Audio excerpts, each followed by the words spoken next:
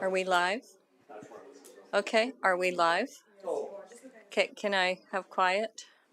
So welcome to our first return post-COVID. Hopefully we're over with that. We do have Councillor Kelly who is joining us online. I don't see him. There he is. Okay, great. Thank you. All right. So we're very pleased to be back in chambers and see everybody's smiling faces here today. It's very exciting. We have done some training because there was some work done here with some new cameras and instrumentation and everything. So if we make any mistakes for anybody who's watching, bear with us. We're going to do the best we can, but I think we're good. So the meeting is called to order, the Committee of the Whole meeting for Tuesday, March 15th, 2022. And the first item is approval of the February 2022 Committee of the Whole minutes. If I could have a motion, please. Councillor Noyan. I move that we approve. Just a second, sorry. Oops. There you are. All right. I move that we approve the Committee of the Whole dated Tuesday, February 15th, 2022. Okay, are there any errors or omissions? Okay. Not seeing any. Using your eScribe on your iPads, I'll close the motion. Please cast your vote.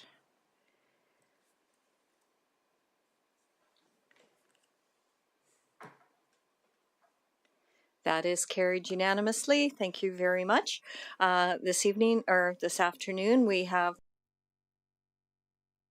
registered. So the first item that we have will be Janelle Hart and Richard Gagnon speaking to the naturalization in city green spaces. So I would welcome you into the public speakers area.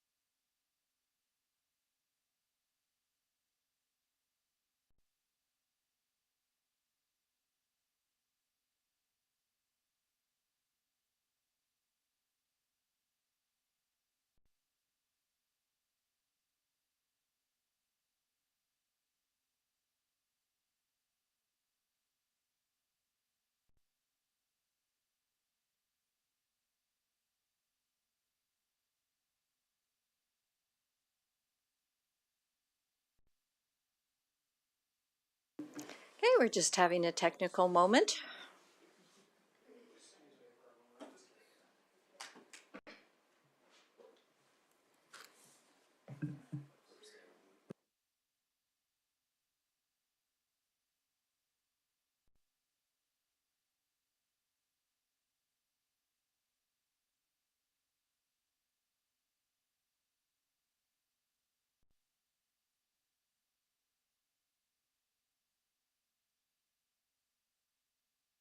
Were you successful? Thank you, Andrew. So welcome.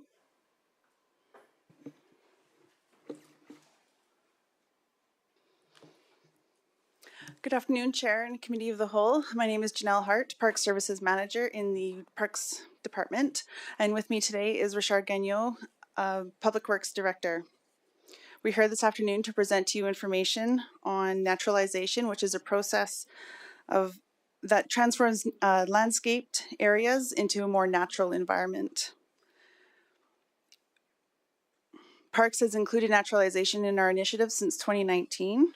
We are briefly going to talk about those today and what our lessons learned are to date and what we're planning on doing this year. We'll also be available to answer any questions you may have after this presentation. Naturalization is defined as a process of transforming a cultivated landscaped area into a more natural landscape or grassland. The benefits of naturalization include attracting and providing a home and protection for wildlife and pollinators, eliminating chemical turf treatments, reducing mechanical maintenance, nurturing and protecting native plant species, and increasing natural filtration from storm and rainwater. These areas add visual interest into our community and provide citizens opportunities to interact with the nature close to home. Other cities in Alberta, such as the City of Edmonton, Calgary, Leduc, and Strathcona County, have implemented naturalization over the last 10 years. The Government of Canada and the Government of Alberta have introduced legislative control measures to ensure protection and preservation of grassland areas.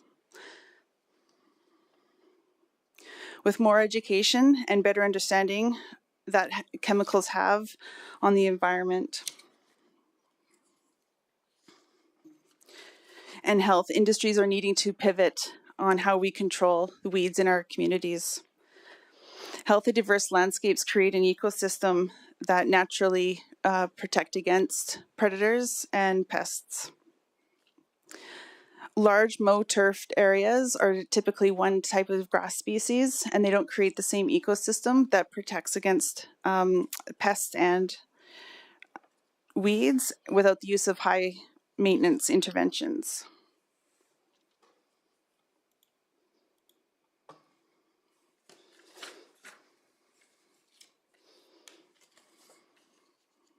As I said previously, naturalization of public spaces initiatives have been incorporated into public services since 2019, as illustrated in the following pictures.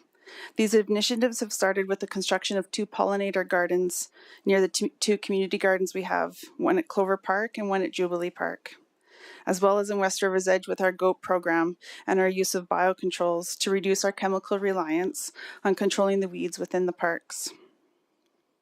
As you can see in the photo, this photo was taken in the same location from one summer to the next, the reduction in weeds. In summer of 2021, Parks Canada took interest in our biocontrol methods that we use on Thistle for potential use in the Elk Island National Park. Last summer, with the reintroduction of grasslands in some of our lower green spaces to increase natural habitats for birds and small predators, or small animals.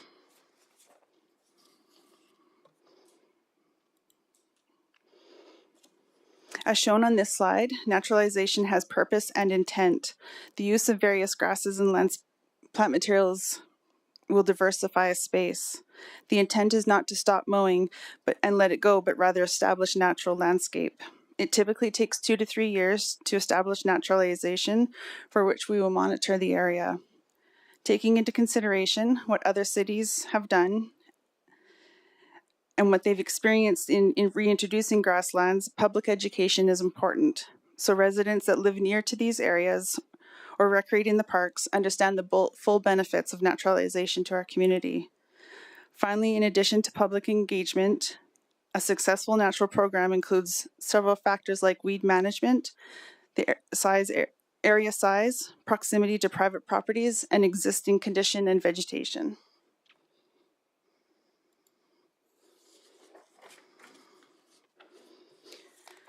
Oh my goodness.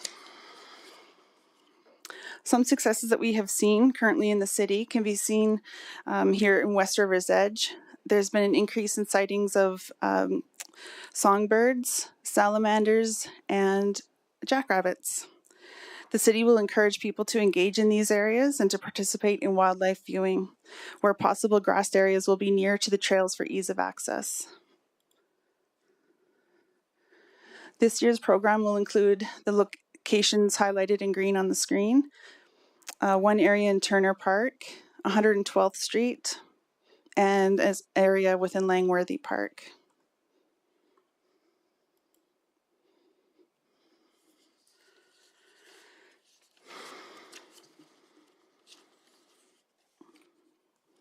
Our next steps include collaboration with Communications Department to develop an educational program for the community. Park Service will monitor feedback and further engage with citizens as required. That information will help the future of this, that information will guide the future of this plan. Activities include mail-outs to residents that live close to these areas, information on the city website and social media. Informational signage will be placed in the areas that we are converting, so the public is aware of what is happening and can observe the transformation over the years to come. That concludes my presentation. If you have any questions, Richard and I are here to answer them for you. Thank you. Great. Thank you very much for the presentation. So we will go through the list. Because we're in person, we're not going through an automatic rotation for anybody who's watching. Anybody will have to buzz in for the speakers list. So we will go through those. Remembering this is committee of the whole, so you can provide feedback, ask questions, and make comments if you like. So with that, I will ask everyone to be respectful and not, you can ask a couple questions, 2 or 3, but if you're going to go beyond that, maybe let somebody else come on and then buzz in and come back into the speaker's order, okay? Because we want everyone to have an opportunity to speak once as per our procedural bylaw before you have a second turn without consuming the microphone. So the first person for questions, Councillor Harris. Janelle, thanks for your presentation, and I support the initiative. I think it makes a lot of sense, and in certain areas, if we make sure we prioritize them the right way, then I think that makes a lot of sense. Question I've got, the West River's Edge area is basically a reclaimed gravel pit, and Canada Thistle has been out of control in that area. You showed us a picture of what the sheep, or I guess, it was the goats did last year, and I think they did a great job. What are we doing to eradicate Canadian thistle, both in that location, other than the goats, and over by the storm water management pond, because it's been out of control over on that side as well for a lot of years. And the city has not done a good job of controlling the Canada thistle in that area. What do you see? Do we see an opportunity to eradicate Canadian thistle in those 2 areas? And there are obviously a bunch of other areas, but these are 2 areas that we're showcasing for goats. Yeah, so through you, Chair, to Councillor Harris, yes. We're currently using mowing methods to mow down prior to the plant going to seed. We're also using biocontrol methods, which is thistle has a tendency to attract a certain type of fungus, and that fungus actually kills the thistle. And we've noticed this happening in the last summer because we had a fairly wet period. So we're harvesting that fungus and basically painting the rest of the thistle with it. And it's we're having some fairly good success with it. But yes, it is a problem within the city, and we are working to ratify it. Okay, so it's a target area that you are concentrating on then as one of many weed control issues, I suspect. Yes. Okay, thanks. So I have to apologize. This is a little bit big, and I moved 2 people across. Councillor Blizzard was second in line, so try and be very careful. Go ahead. Oh. Dutch. Okay, go ahead. We're all new to this. Thanks for the presentation. I like West River's Edge. I walk around there a lot, so I saw the goats in action, so that's good. I do have a question. So I also walk by some of the parks regular. Gee, that sounds loud. So you're always going to identify the areas, or just the first summer that they're done when we try to naturalize something? So the program we're hoping to add areas into the program each year. Currently, we're just looking at the locations down at Turner Park and 112th and Langworthy to see if this is an initiative that the community supports. If it's something that's viable within our community, it is actually turning over and attracting the pollinators. So it's more of a pilot-like program at the beginning point, and as we gain knowledge, we will add. So this is necessary. Brand new. This is our first year doing this. This will be our second. We had some areas last summer that we were testing to see what type of initiatives we would have to take to turn the areas over. Okay, the reason I ask is I walked by one park that's right close to my house, and the grass was getting quite long, and I had other people. Of course, they seemed to think I still knew stuff. I wasn't on council then, but and they were asking, why is this being left long? So was that maybe just wet, areas, or was there a bee time that you were trying to let grass grow a little bit in a lot of areas? This was William Casey Park last summer. That wasn't one of our areas that we were looking at last year. There's various reasons as to why the grass may not have been mowed. Okay, thank you. Thank you, Councillor. Councillor Abatoye. Thank you for your presentation. So my first question is, so you started this in 2019. Have there been any challenges as a result of what you've done so far? So through the chair to Councillor Abatoye, in 2019 we started with the B program, and that carried forward in through 2020. It was the summer of 21 where we looked at not mowing some areas, but prior to that we were mowing all of the areas within the city. So no challenges then? Last summer we did experience some challenges, yes. Okay. So I'm guessing what we're doing right now is kind of like a pilot, right, to see if the community is amenable to it and, to see how it goes. So what is the long-term plan?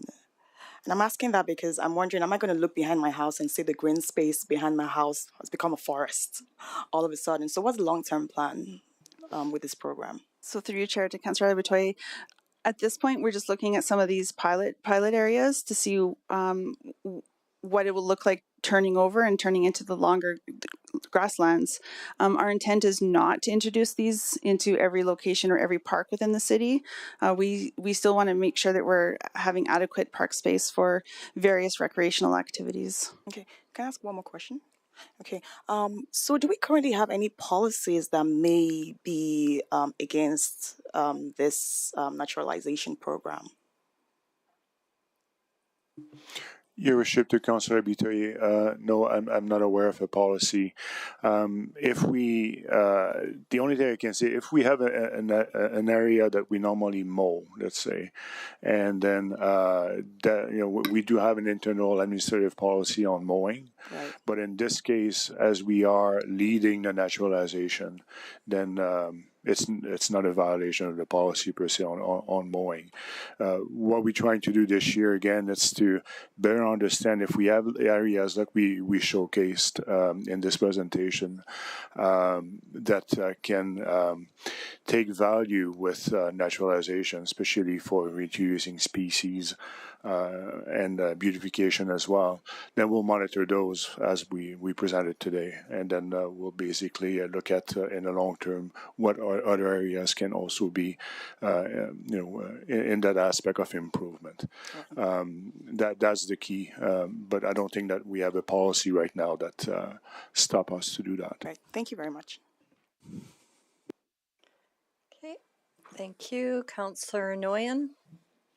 Yeah, thanks for your presentation. I have two questions, and my first question just has to do with the geographical area of these proposed naturalization areas. It seems as though both 112 off 112th Street, Low Ave, and then Turner Park are in close proximity to some areas that were identified by the trail biking trail user discussion that we had late last year. So with the plan to naturalize these areas, would you also have to close them with snow fence or any other measures into the foreseeable future? And are you aware of potential destruction due to these types of user groups in these specific areas? Yeah, so through your chair to Councillor Nguyen, so we are aware of the bikers and the users that through those areas in the parks. Naturalization works best when it's close to a larger forested area that you can kind of expand, and so that's why these locations were included this year, or we don't intend on closing them down or fencing them off, because we do want people to still recreate in the area and to, observe the wildlife and that sort of thing. So we're working with the bike group to come up with a plan, but no, there's no intent to fence it off. Okay, great, thanks. And my second question just has to do with no financial cost. So I can assume that there is no plan for seeding these areas with native species to potentially accelerate the growth of that naturalization. Why aren't we looking at maybe an option like that to exactly to accelerate the growth? So through your chair to Councillor Nguyen, we are looking at potential seeding. It would also be a top dress, so just a light skiff of topsoil to help that seed establish. But it depends on the types of grasses that are there already. The reduced maintenance from mowing kind of offsets the cost of what the seeding and topsoil could be, if it's required. Yeah, great. Excellent, thanks. Oops, I turned you off by mistake. Councillor Macon, you're next. Perfect. My questions were answered, so I just had a couple comments. I really think that the public education part is really important, and I did like what was presented in our package for that, so well done on that. And I love hearing the initiative of using the fungus to control the thistle. That's amazing and well done. And otherwise, I have no more comments.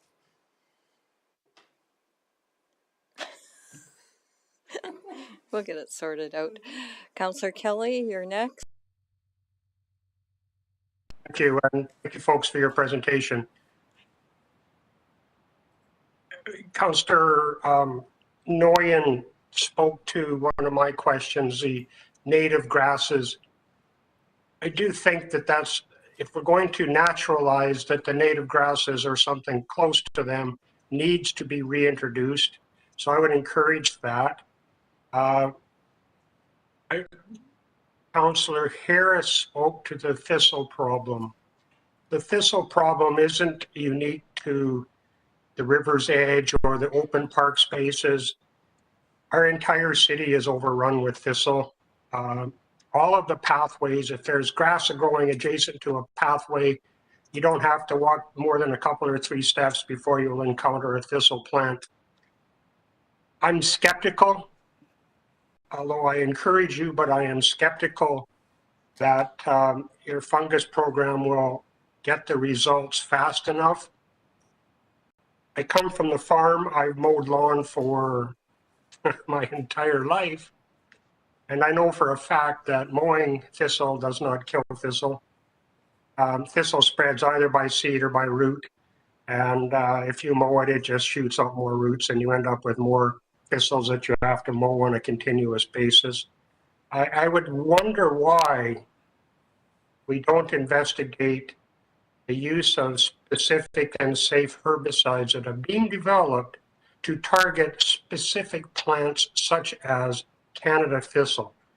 And I'd like an answer to that. And the reason I asked the question is that would allow the city, if we had a campaign of 1 or 2 years, to get ahead of the program and allow then your fungal approach to mature and hopefully control the program or control the weed going forward. So why aren't we investigating the safe use of some specific herbicides to deal with a specific and rampant problem, namely Canada thistle?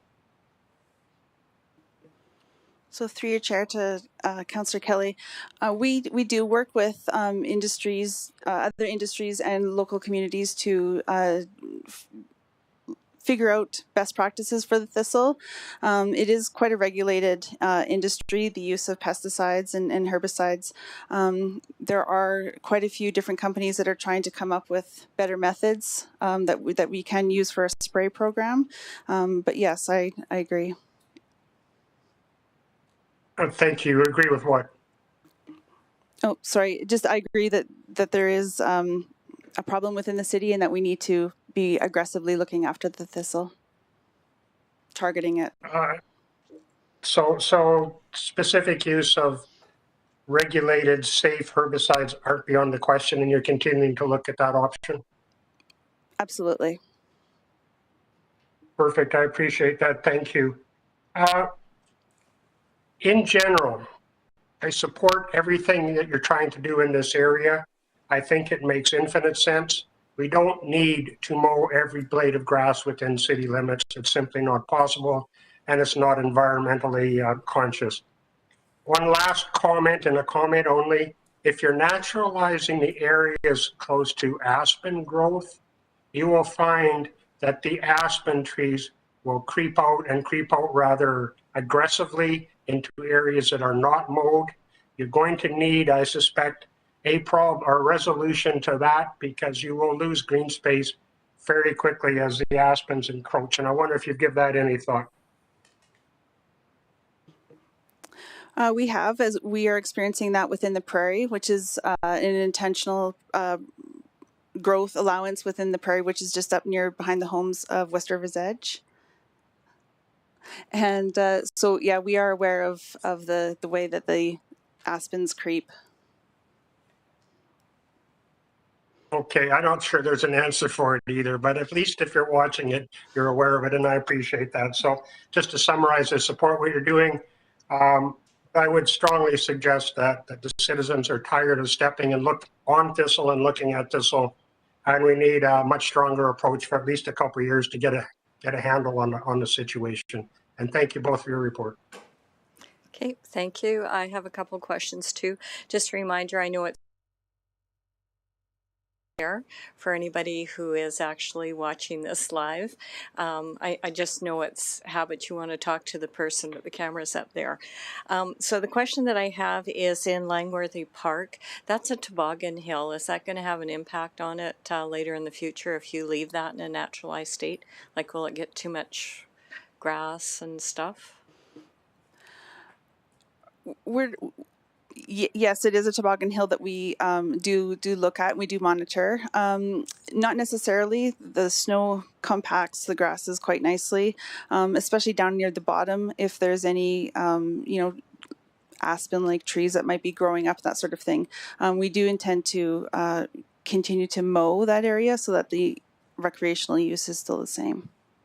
Okay, and then the other question that I have is on the naturalized area that you're talking about. If you're letting the grass grow, so in the fall when it dies and it just turns brown, does it become a fire hazard potentially? And I only ask that because I know where along Highway 21, where it grows and nobody comes in to cut it, that it's privately owned, that's always a question that I have put to me is, isn't that a fire hazard? But on the city land, it wouldn't be a fire hazard if it's dry grass? Your Worship, we'll look at this item during our pilot, and then if we need to readjust the program, we'll look at it. But we have several areas where we have long grass in the city, and the key is to keep monitoring. But in this case, I don't think we're creating a major fire hazard. And again, it comes down to monitoring and making sure that we look at these. If there's any if there's any signs that could lead to fire hazard, then we'll look at it and we'll intervene. Okay, and last question, how often will the goats come back? I know they're not annually, so how often will we see them? We are hoping to bring them back one more time this summer. For this summer, maybe 3 or 4 times they'll come back, and then this is the last year of the 3-year program, and we'll see what happens with the vegetation in the area for next year. Okay, great. Thank you very much. So I'll just ask, are there any other questions before we move on? So as I'm thanking you, I'll wait and see if anything populates, but thank you very much for your presentation. So we look forward to seeing this start up, I guess, in the spring, and see some of the smaller signs, hopefully. Okay, great. Thank you very much. So the next item that we have on the agenda is Aquatics Infrastructure Service Level Review. We have Heather Cowie, Brad Babiak, and Kayla Dow.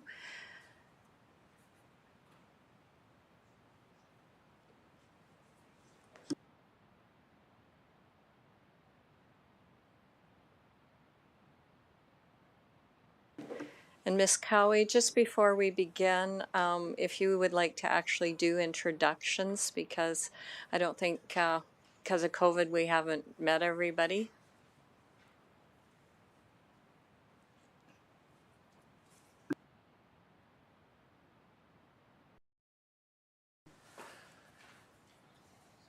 Good afternoon, Your Worship and members of Council. My name is Heather Cowie. I'm the General Manager of Community and Protective Services. With me today is Brad Babiak, our new Director of Culture and Recreation. And you can see everybody's name there, so welcome, glad you're here. Kayla Dow, Supervisor of Harbour Pool, and Grant Schaefer, Director of Fleet Facilities and Engineering.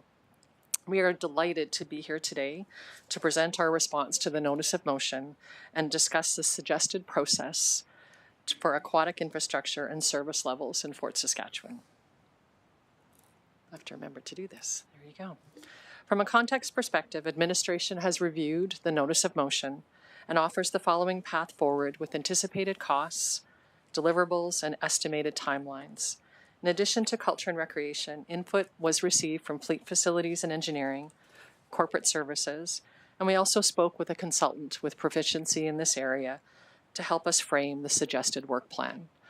And the work plan was broken down into 3 sections according to the Notice of Motion to look at the current status of infrastructure life cycle of the harbour pool, including projected future costs to extend the life cycle of the facility, a determination of current service level needs within the community, an analysis of the ability to meet those service levels at the current harbour pool either through renovation or expansion, compared to the alternative of constructing a new pool in a different location. We have also added to your SharePoint site and the public website all of the previous studies and reports related to Harbour Pool. Each section, once complete, will be brought back to Council for your review, and the actions that can occur are a move forward to the next section, further information is required, end the process, or a combination of all of the 3 above options.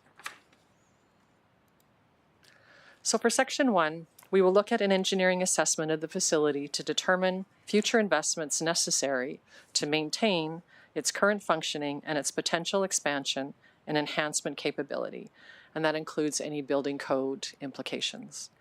There are several historical reports that can document the status of Harbour Pool, and there will be some valid information in these documents that still can be considered. This assessment would be strictly from an infrastructure life cycle perspective and not a functional perspective. The report would also address the possibilities of expansion at this site, and we would look at footprint and implications for parking. The assessment will examine the ability and cost to maintain the current functioning of the pool with recommendations as to the reasonable life cycle of the pool and the viability of the site to accommodate future expansion. So for the timeline for this part of the response, it includes issuing a request for a proposal, an RFP, would take us about 4 weeks to develop, put out to tender, and award. And then there would be 8 weeks to conduct the work associated with this first step. The cost would be $20,000, and the deliverable would be a building condition report with investment requirements and expansion possibilities. For Section 2, we would use a variety of indicators, including our current service levels of swim lessons, rentals, and spontaneous use as a guide, and those highlighted on a slide that address current and future aquatic service needs to develop what we're calling a facility program. We would look at a community profile, including an analysis of the complexion of the city, and looking at growth and current and forecasted composition of our population. We would look at an internal document review and potential further analysis of existing city documentation and data, including previous surveys, recreation studies, and facility reports to gain insight into previously identified facility and community needs. We would look at trends in leading practices in the provision of aquatics facilities, including amenities, programming, accessibility, and water attractions. We would look at an inventory of aquatic facilities along with accompanying amenities within the region, examine and understand the region for population growth and their infrastructure plans. We would identify similarly sized communities, about up to 5, and identify the aquatic facilities with amenities each has, and if possible, include financial and use data. Supply and demand analysis, examination of the use of Harbour Pool's current service levels, swim lessons, rentals, and spontaneous use, and articulate success and gaps in that analysis. We would look at community engagement. Conduct engagement to determine community support for current service levels and or updates for expansion at Harbour Pool or a new aquatic facility. Engagement would include a representative resident survey of users and non-users, Harbour Pool stakeholder meetings, and discussion and focus sessions. Based on all of this research collected, we would develop an ideal future facility program with descriptions of key program spaces, along with indications of size that will meet the needs of the community into the future. The time for this is about 10 weeks, about $51,000, and the deliverable would be a clear understanding of community preferences and related costing for the recommended aquatic service levels and an indication of support for it by our citizens. For Section 3, has the analysis from the facility program in Step 2 to determine the ability of Harbour Pool to be expanded and renovated to accommodate the facility program. Should the Harbour Pool be capable of it, an analysis of the site relative to parking and traffic will be undertaken. And additionally, the potential of developing a facility attached to the Dow Centennial Centre will be undertaken. Including in the analysis for both pools will be estimated capital and operating costs. Maybe I'll just quickly go through again with Harbour Pool. Determine the ability of Harbour Pool to be enhanced. Develop a concept showing the renovated Harbour Pool. Formulate the capital estimate. Forecast incremental operating costs. And at the Dow Centennial Centre, we know through a study completed in 2020 that the DCC can in fact manage a pool on its site. So we would again develop a concept showing the Aquatic Centre reflecting the facility program at the DCC, the capital estimate, and we would look at that expansion based on 2022 costs with a 3% increase each year. And we would look at forecasting the incremental operating cost. We'd also look at the cost associated with decommissioning of Harbour Pool, identify any carrying costs that could be, that we could see, and look at possible repurposing options. A final decision framework will be developed that'll compile and present aquatic options, including costing, usage, and benefits of the options presented. The time for this is 16 weeks, $97,500, and your deliverable will be a cost-benefit option analysis and a recommendation.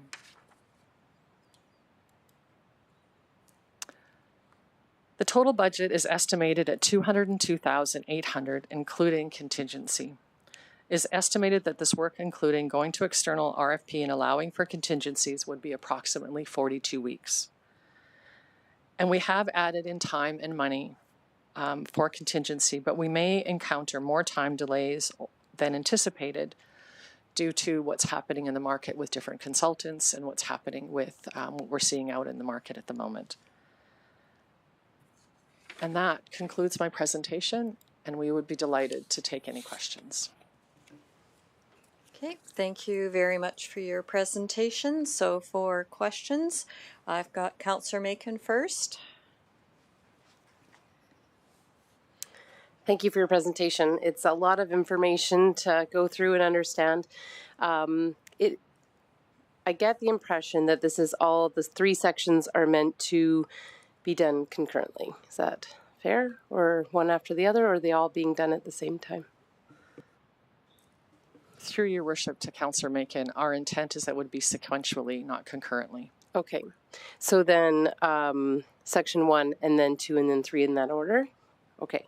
So then that leads me to my next question, is that the community engagement falls into section 2. And I guess I question that the information provided in 1 and 3 should be all included in that community engagement. So I guess my question is, why is the engagement in the middle? Through your worship to Councillor Macon, I think we wanted to first check to see what is the status of Harbour Pool, what is that implication, and then when we go out to do community engagement, We want to understand what people want in a pool and where do they want their pool, and is harbor pool an option at that point? It may not be an option.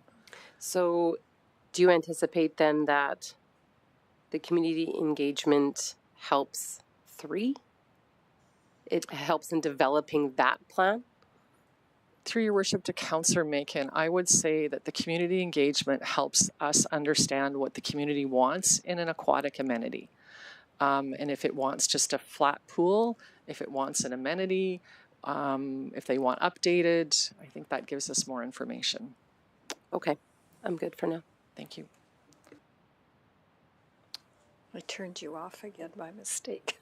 I was waiting for you to turn me off. No, I turned her off. Oh, you turned her off. This thing is too wide. It goes on 2 of them. Councillor Noyan.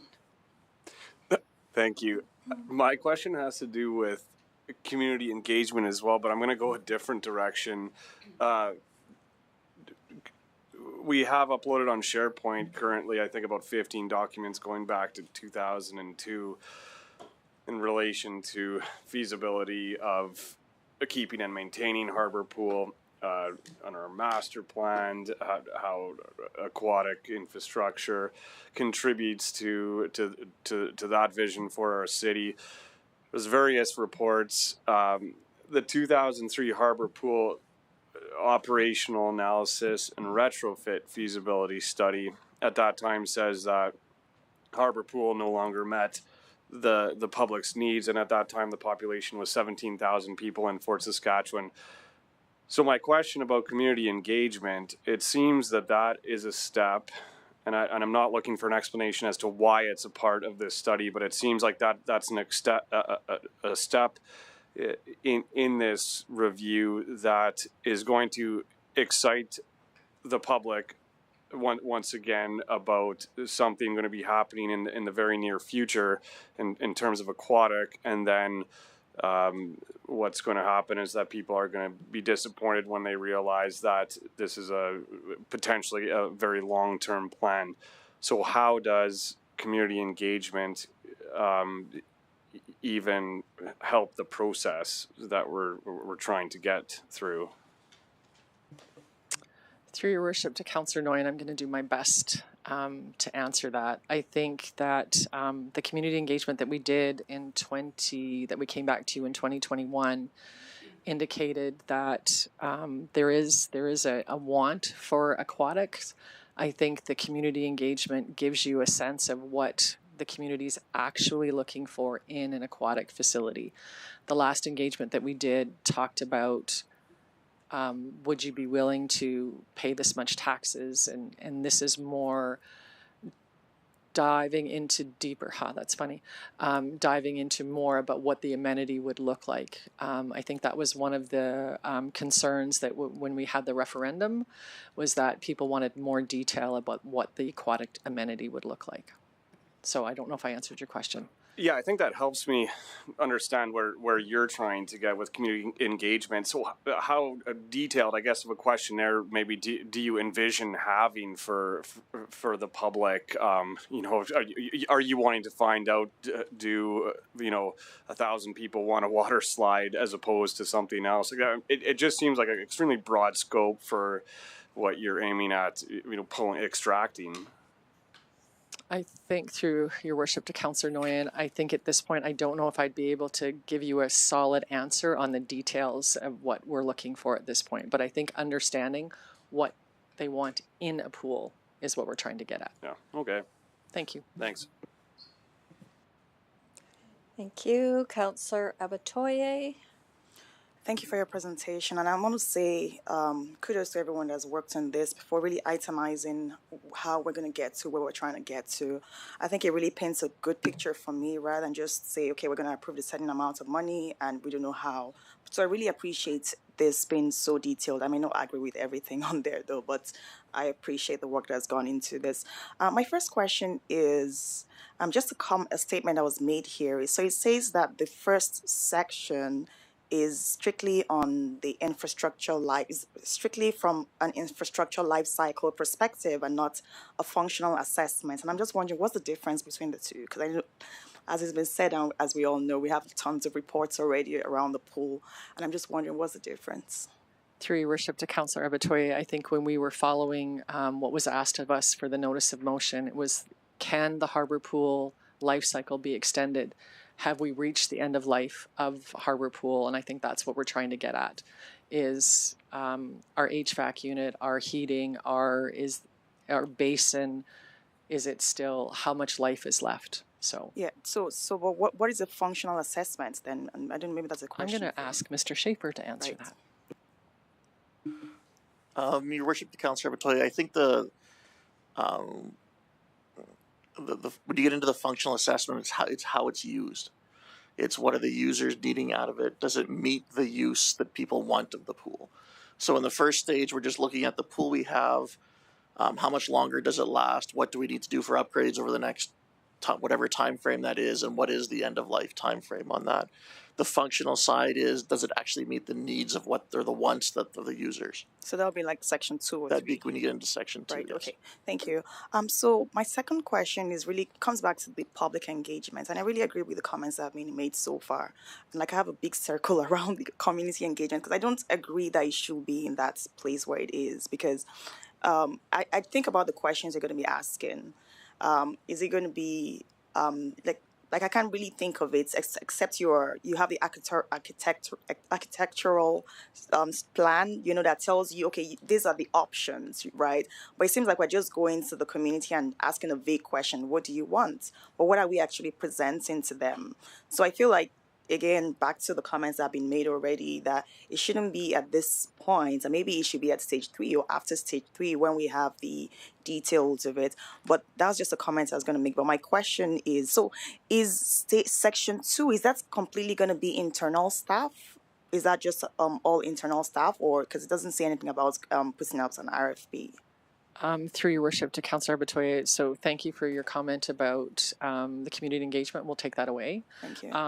So the section 2 will be a compilation of a consultant working with us to do some of the work, and we'll provide documents and information to feed into that. But a consultant will be there as well. All right. Thank you. Thanks.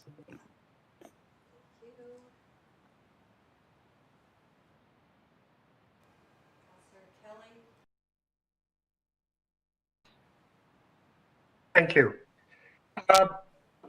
Heather, initial take on the work is well done.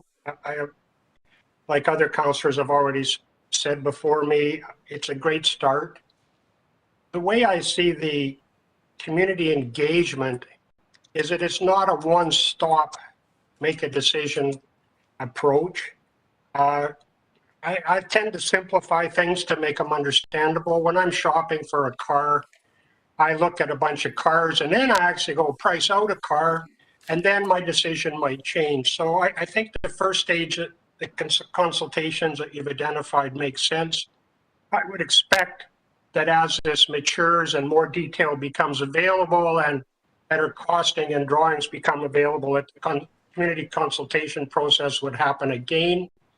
And it would repeat until we've got satisfaction that in fact we're actually looking after the needs of the community. Is that comment fair in your opinion? Is that sort of the approach you're looking at? Through your worship to Councillor Kelly, no, actually it wasn't. We were looking at it as a one-time thing as opposed to different stagings of it. Doesn't mean that we can't take that away and look at it. It might increase the cost because every time you go out, there's you're starting all over again and reaching out to people. So I would be happy to take that away and think about it a little bit more. Mr. Fleming? And I appreciate you. Councillor Kelly, Mr. Fleming, he's on here. He'd like to make a comment. Sorry, I was just going to add into that, and maybe just to frame the response in another way. And just for council's benefit, if you look at the sequence of steps, stage 3 involves the work of really trying to nail down sort of costs and concepts.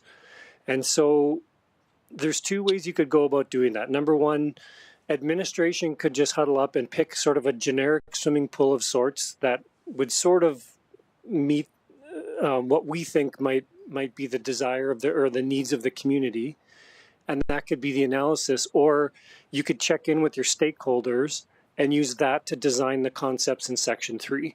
So the engagement in Section 2 is meant to help build what's called a facility program that feeds into Section 3, and that's what you can kind of take out and use as your comparison of the two options. So the engagement, it's not the kind of engagement that's meant to determine should we or shouldn't we do this or anything like that. It's sort of meant to help give you a bit of sense for the third section. We do really appreciate the comments from council, though. If there's a desire to not do the engagement and to move forward without it, we can definitely make that adjustment. But our thought was it's valuable to get some input from the community before we spend the amount of money in Section 3, which is significant, to develop concepts with which you might want to do more public engagement after Section 3, after this project's done, to really determine the path forward from there. So I hope that helps frame the public engagement. And I think it's sort of consistent with what Councillor Kelly was saying, is that there could be different points of engagement along the way. Okay, go back to Councillor Kelly. Thank you, Troy. I appreciate Heather's comments on the cost, and I think we're looking at, I've got my iPad open to a different thing I want to bring up in a second, but the initial planning costs of a couple $100,000, it wouldn't stretch my imagination to think that we're looking at somewhere in the vicinity of $45 to $50 million on a new pool. It's worth noting that the existing pool, shortly after it was built, seemed to have issues, functional issues. That's truly unfortunate, and it would be very unfortunate if we tried to scrimp a couple $100,000 on a $50 million project and ended up with subsequent generation of people in 20 years from now in Fort Saskatchewan saying a $50 million 20-year-old pool doesn't meet our needs. So back to how much money do we spend as a council to try to get a $50 million project right? 200,000 is barely touching the bottom of it. 1 or 2%, absolutely. That's $500 to $1 million. So I'm not concerned about the 200. I want to do it right. That's my goal. That's what I will speak to. And we'll go back to the public as many times as we have to, including probably a plebiscite in the next election. If I may, Mayor Katcher, I'll continue. If not, please come back to me. One more question before we rotate. Okay, just one more question. And I'm going to need you to come back when I'm done. But the council has, in the last couple years at least, placed increased emphasis on data-driven decisions. Mr. Fleming indicated to council some few meetings ago that the IntelliPoint software system was working. And I'd like to know what demographic data you can provide council. I'll use an example. It was suggested to council some time ago that every citizen in Fort Saskatchewan visited the pool 4 times a year. I don't think that's an accurate one, and I don't suppose that it was intended. It was more hyperbole when it was spoken. But to put that 100,000 visits to the pool in perspective, it could be 520 citizens visiting the pool 4 times a week for the 48 weeks a year that it's open. I'd like to know what age group. I'd like to know how many discrete people, citizens, actually use the pool in the course of the year, and what the average number of visits to the pool are per user.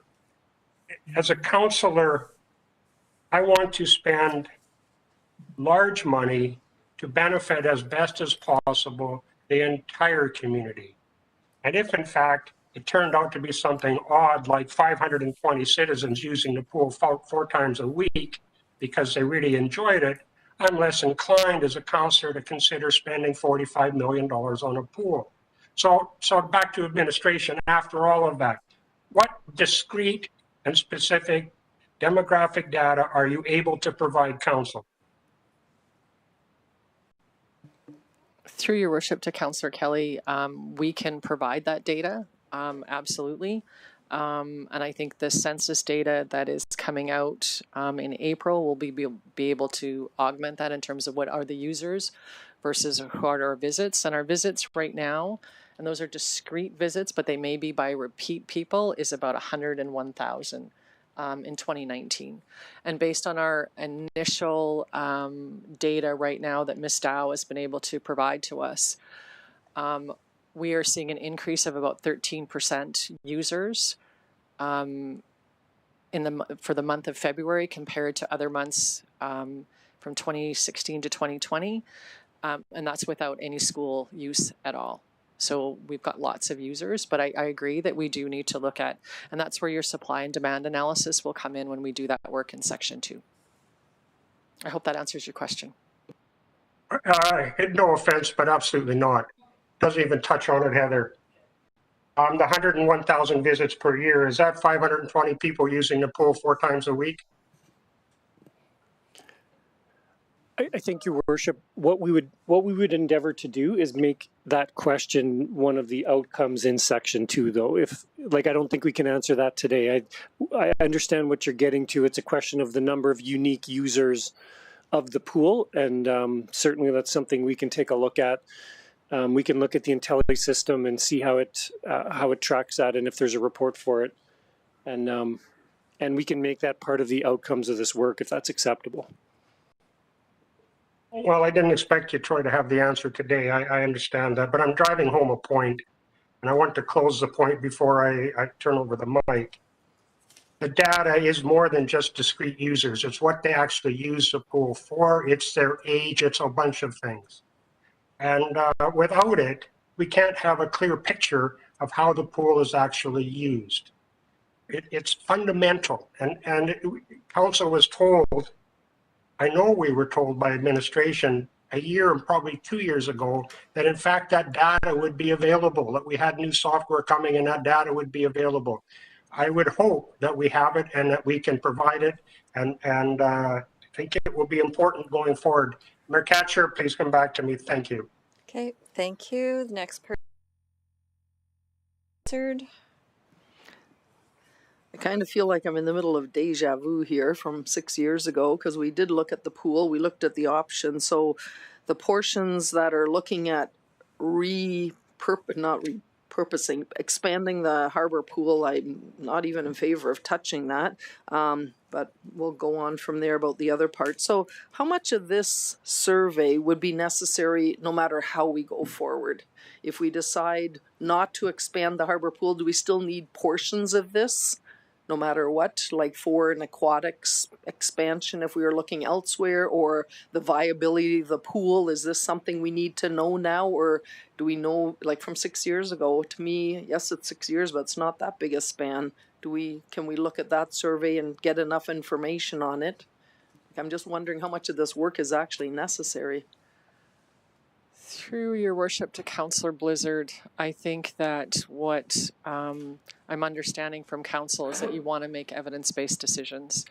And I think understanding our demographics, understanding the region, understanding trends, and building something, if that's the wish of council, that stands the test of time, I think is a good investment. Definitely get all of that, and I agree with all of that. I don't agree with an expansion at the harbor pool, because I just think, I guess we'll have to deal with that separately, but anything tied with that, I just don't see that happening. We did look at it before and had decided against it. Community engagement. So when we do a survey of any kind, so this may be somebody else in the room answers it too, or maybe from past experience, how many people reply to a city survey when we do one? Through your worship to Councillor Blizzard, I think we just finished our engagement about our strategic plan, and I'm going to look to Mr. Fleming if he remembers the number of how many people. It was fairly substantial, I believe. 1,500 for our strategic plan, and then is that normal? That is, it's very high actually. I think when we had Mr. Parks here from RC Strategies talking with us, is that a representative sample is sufficient to be able to speak to the will of the community. If for sure, over 1,000, right? So, 1,001 or whatever. So we do get that. We don't just get, because I find we've done open houses and you get if you're lucky, 20 people attend them. But these online surveys would have a little bit more information and people can type in so that hopefully there's more engagement. Yes, that's correct. Thank you. Okay. Okay, I'm going to leave it at that for now. Okay, thank you. I've got Councillor Harris next. Thank you. I honestly believe objective data is crucial to make a decision of this magnitude about potentially 2 facilities. I do not in any way, shape, or form believe that a city of 27,000 can support 2 facilities. A major $45 million aquatic facility attached to the DCC plus the Harbour Pool. I, unlike Councillor Blizzard, believe that if we looked at a phased investment in our community for aquatic facility, I believe this work plan will help us get closer to being able to make those fundamental decisions. But I honestly believe that I think what Strathcona County has done over the years is ultimately a good template for decision, because they had one main pool that was in Sherwood Park for many, many years, and they've put major capital investment in it over the period of time that it's existed. And I think last year they made another major investment in that pool. And that's notwithstanding the fact that they've invested in their facility at Millennium Place, and they've also participated in the development of the facility attached to the separate school in Sherwood Park. But I believe that probably when we reach population of 40 to 45,000, we probably would need a minimum of 2 aquatic facilities. One that's used just strictly for lessons and teaching and competitions and things of that nature, and then something that typically is like Millennium Place or like some of the other aquatic facilities that we see in the region, where people go to recreate and have fun and take kids and go down lazy rivers and water slides and things of that nature. But I do not believe that at the present time we can justify the expenditure of operating a brand new $45 million facility or whatever the cost would be, plus trying to keep Harbour Pool limping along. I believe that a strategic investment in Harbour Pool makes eminent sense, and it could take us well into the future, and then ultimately could be an aquatic facility that would augment the needs of a larger growing population, 40,000 plus. So I think that this data will hopefully, if that is in the back of people's minds when we're looking at it, we're looking at the long-term play here. And I believe that Harbour Pool has some ability to meet our needs until we get to a population threshold where we could justify a major capital expenditure, and then go to the community with asking the fundamental question in a plebiscite: are you prepared to pay $345 a year, or whatever the number would be, similar to what we did with the DCC back in the day? But ultimately, that's what it would come down to, and it would end up being a plebiscite-related question that I think would be necessary. But I think while this is not a perfect plan, I could probably shoot a number of holes in it. But I think it's a good start. I think administration has, in deference to Councillor Kelly's comments, I think it's a good start, and will hopefully get us to the point where we can get answers to those fundamental questions, have objective data, and then use that data to prove me right or prove me wrong. And if I'm proven wrong relative to the viability of an expansion of Harbour Pool well into the future, and I'm not talking 3, 4, 5 years, I'm talking much longer, similar to what's happened in Sherwood Park with their major facility that has just been reinvested in, and it meets a particular need. The people that go there to swim, they go there to take lessons, and things of that nature. They don't go there for lazy rib. They don't go for a hot tub. So I think our community will be big enough to be able to support multiple facilities. And if it turns out that Harbour Pool is well past its shelf life and we should tear it down, I hope that that's a clear avenue. And then we have to make a decision as to whether or not we're going to have just one or we're going to have multiple pools, because a community of 45 to 50,000 will ultimately end up having at least 2 or more aquatic facilities of some type. I would be surprised. Anyways, those are my thoughts. I think this is a good step in the right direction. We're doing it objectively, and I hope that as administration is undertaking this work, they will bring that data back to us, and we'll have informed discussions going forward, and there may need to be some mid-course corrections. But I also support engaging the current users to determine, I mean, there are limited things they could do at the harbor pool. It wasn't set up for major things. It was set up for basic functions in aquatic context. And it has met that need, not perfectly, but reasonably over the period of time that's been in existence. So I think we're moving in the right direction. We'll end up with informed data. And I think this council, hopefully within this term of council, can make a decision as to where we need to go. Okay, thank you. So I'm going to jump in on the speaking order. So really, when the original motion came, okay, so there was an original motion by Councillor Blizzard for 300,000. So if I can go back to that one first, what was the intent? What were we going to get for that 300,000? So through your worship, there was the intent with that one was that the city was moving forward with what I would describe as a pre-design process to construct a swimming pool at the harbor pool. So that was going to be a significant amount of public engagement to look at the details, the conceptual details of the design, and to just look at the site itself. So there was a pretty significant amount of technical work that was going to go into that one. That was going to inform. The next step after that would have been to tender out, probably what it would end up being about $3 or $4 or $5 million worth of a detailed design. So the intent was to spend a year to have your architects and some public engagement expertise to essentially come up with the finalized concept. Okay, and then the second motion that came forward was to look at a process that would look at harbor pool, going back and comparing them.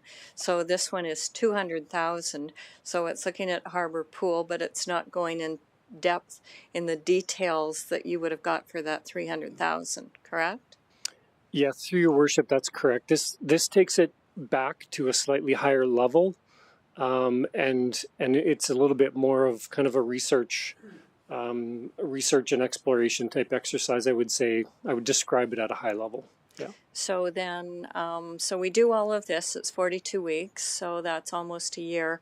And then we come back and say, we confirm the information that we had from before, that Harbor Pool would need probably $10 million if we wanted to just keep it in its existing condition to be able to use as maybe an alternative pool.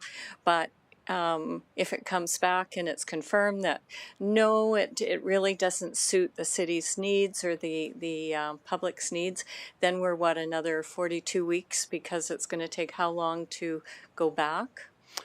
Through your worship, I think some of this work does overlap with the other motion that was there. This process does have some public engagement to give you a sense for community need. It helps you build what has been termed as a facility program. So it doesn't mean you have to do the 300,000 again. It would mean you would want to do some more engagement and a little bit more work, more than likely. But there are some overlaps in the two. So if that's what your question was, Yeah. And then I guess the other question that I have is the fact that, we've done the recreation master plans. We had a 2008, a 2015. We went back and we did some asking of questions prior to the last election for the previous, or I guess that was 2017, for the previous election. And there seemed to have been support for a new pool. So is none of that relevant? I mean, I'm just questioning you on that, because we go out to the public again and they're going to eat us alive saying, well, how many times would you like our input? Yeah, through your worship, we've really tried our best to make all of the previous work relevant. And that's why, it was unsolicited. We consolidated all that data and we've put it on the council SharePoint site, and we've put it on the public website. So we definitely don't want to lose any of that. In terms of the public's tolerance for public engagement, it's difficult for me to comment on that, but I think as long as council gets the information it needs, that's really what we're focusing on right now is a governance decision, right? So we're just trying to collect data to bring it back.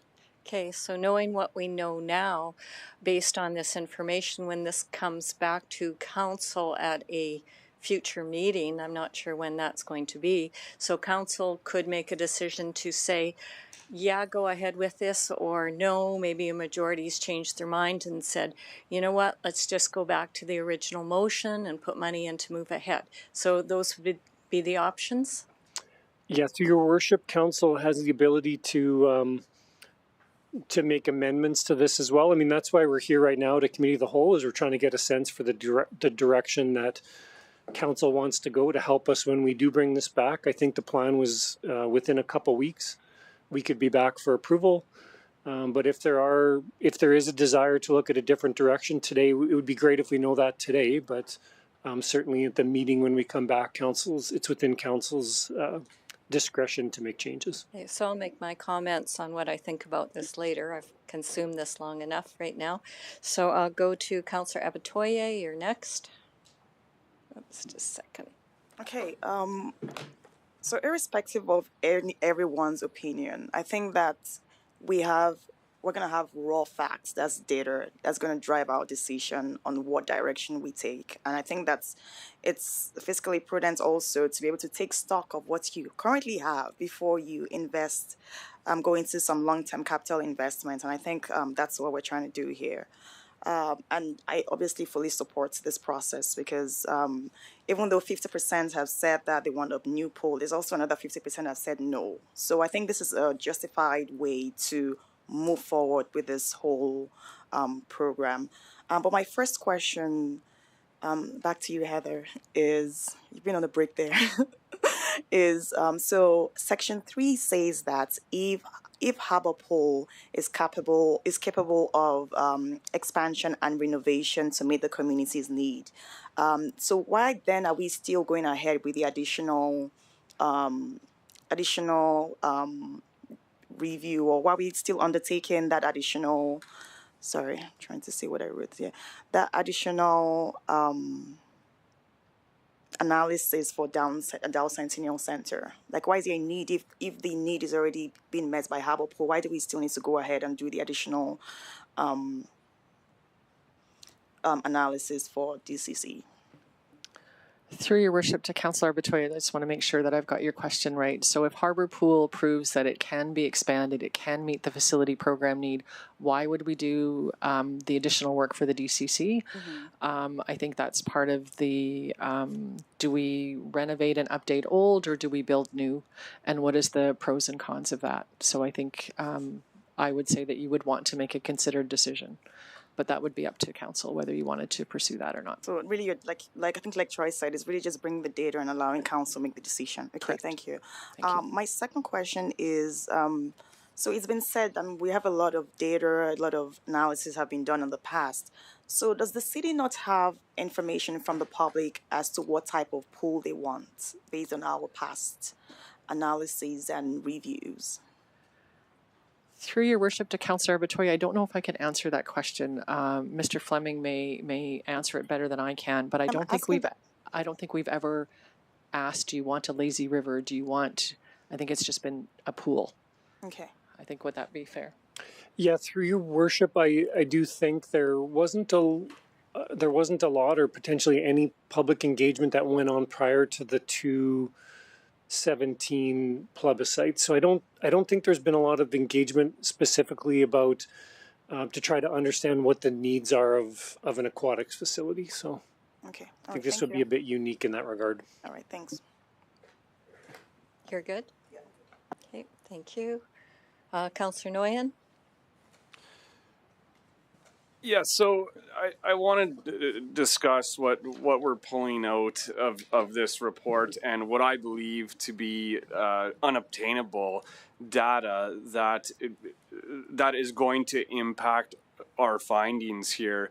If we're talking about people in Fort Saskatchewan who are accessing our pool, and we're looking at the number of people that have crossed the gates into the pool this year, saying that that could be 100,000 people one time or 50,000 people twice, so on and so forth. What we can't draw from those numbers, no matter how detailed those numbers are, or how many people are not going to the pool because they've seen it once and they know the condition, they know there's no water slide there, they know a diving board is only accessible for an hour on a Sunday morning, they know that swim lessons are getting filled up and it's discouraging them from going.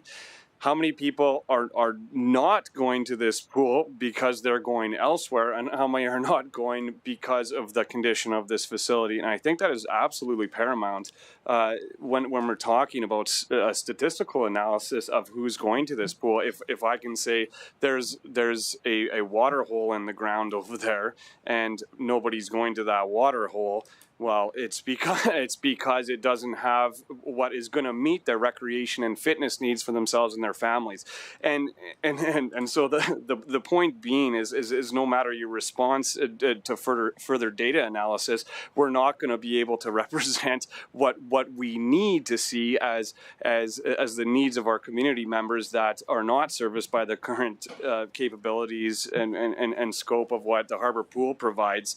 And I think it's very good for this discussion to include not just a patron as we think about it in a more broad scope of the pool, but what the value added or what value is added by having a facility with the proper amenities in it, and what that can do for the lives of many young growing families here in Fort Saskatchewan. And I'll draw on my life experience, which started here in the Piranha Swim Club in Fort Saskatchewan.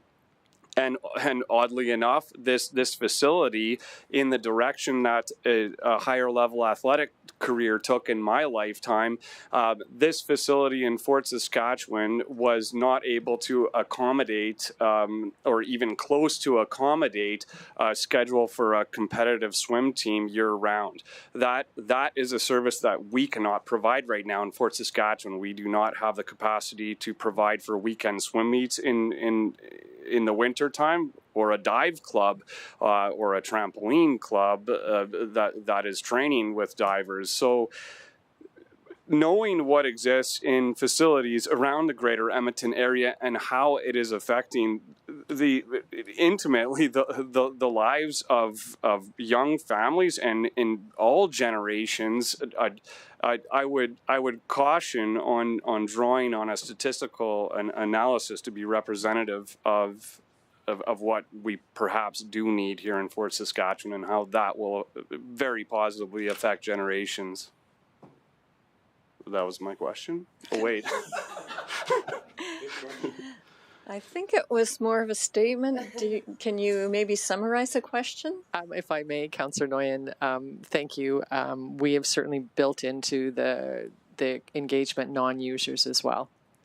I don't know if that addresses what you've spoken about, and that includes the supply and demand analysis. What can we do and what can't we do in the facility? So I hope that addresses your comments. Yeah, thank you. And that will be important. Thank you. Okay, you're good. Councillor Macon? Yes, thank you. So first of all, I'll just say thank you for clarifying the community engagement piece. I can support it the way that it is in there, and believe we will need further engagement, as was suggested by a few people. My other comment was the mirror image of what Councillor Nguyen just said. He just took the words right off my piece of paper. So I was going to say that, although it could be important to understand the usage of our own facility, we really can't capture the people who don't go to our facility, but also the amount of aquatics needs that are being met by other facilities in the area, and how many of our residents leave Fort Saskatchewan because Service Place has warmer pools, Short Park has water slides and a wave pool that works. So I think that you said that it would be included in the engagement, and I was going to suggest that as well, that at least trying to capture what we're losing would be important as trying to analyze what we are getting. So that is the end of my comments. Thanks. Thank you. Thank you. Councillor Kelly, you're next. Yes, thank you. I'd like to address the discussion that happened 2 or 3 times around the concept of a representative sample. And this perhaps touches upon Councillor Nguyen's concerns. A representative sample is more than just a number. It is a representative sample. That means we sample proportionately our entire population, not just the user group, our entire population. And that's very difficult, but it's also very necessary. Why is it necessary? Because a small percentage of the citizens of Fort Saskatchewan use the pool. What percentage it is, we don't know. We're waiting for that data, but nonetheless, it's not the majority. But the majority, in fact, everybody pays for it. So there's a law of diminishing returns here. We can't have everything we want because we can't afford it. And could we have a dive club, for instance, with a trampoline facility to help them if they were to pay the full cost or even 80% of the cost of having that service? Probably not. That type of specialized service needs to be consolidated with a much bigger community, such as the Edmonton metro region. That's what the only way you're going to have that. I'm a golfer. I'd like to have 27 holes of golf and a new golf course in town. We don't have that. The community cannot afford it. We don't have it. So we need to deal with reality always. Heather, I want to remind administration of I know you know it exists, but I remind you again of the 2008 Master Plan, Rec and Culture, Parks, update and master plan. I think possibly that's the best put together plan I've read with the city in my 4.5 years as a councillor. What I particularly like about the plan is the identification, I think, of 18 goals. The goals are succinct and they're important for our long-term sustainability. And I'm going to read goal number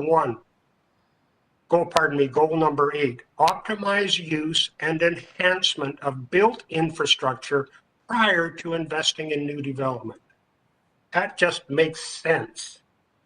So it's no need for council to express an opinion right now on what we would like to see.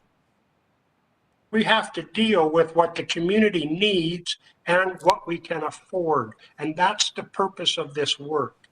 I would like to refer you, Heather, to under the section service delivery goals, goal number 16.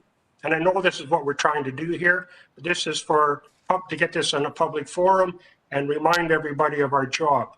Goal 16, the city will conduct or ensure the completion of market assessments, feasibility analysis, and business plans prior to making decisions to fund any public or public not-for-profit culture or recreation facility.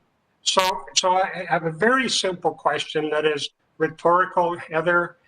Administration is aware of these goals, and administration refers to these goals on an ongoing basis as you're going to proceed through this work? Through your worship to Councillor Kelly, I would say yes to that question. Perfect, thank you. And please come back to me, Mayor Catcher. Thank you. Councillor Blizzard, you're next. Okay, just one thing. So whenever this is done, and if a survey does go out, one question should be added that I feel is very important. How are people going to feel with the harbor pool closed for a year, 2 years, whatever it takes? Should we expand that versus building a new pool? I think that's all I have. Thank you. Okay, thank you. Councillor Harris, you're next. Just a clarification. Mr. Fleming, you made a comment when you were responding to Mayor Kitcher's observation about the original notice of motion. And I thought I heard you say that that analysis was on Harbor Pool. I thought that analysis on, I think it was Councillor Blizzard put forward that notice of motion, Blizzard, to look at, Blizzard? Like the snow blizzard. Thank you. I stand corrected. Anyways, so my understanding was it was to look at building a new facility at the Dow. It had nothing to do with the Harbor Pool. And what I heard you say is that the analysis was going to be done on Harbor Pool.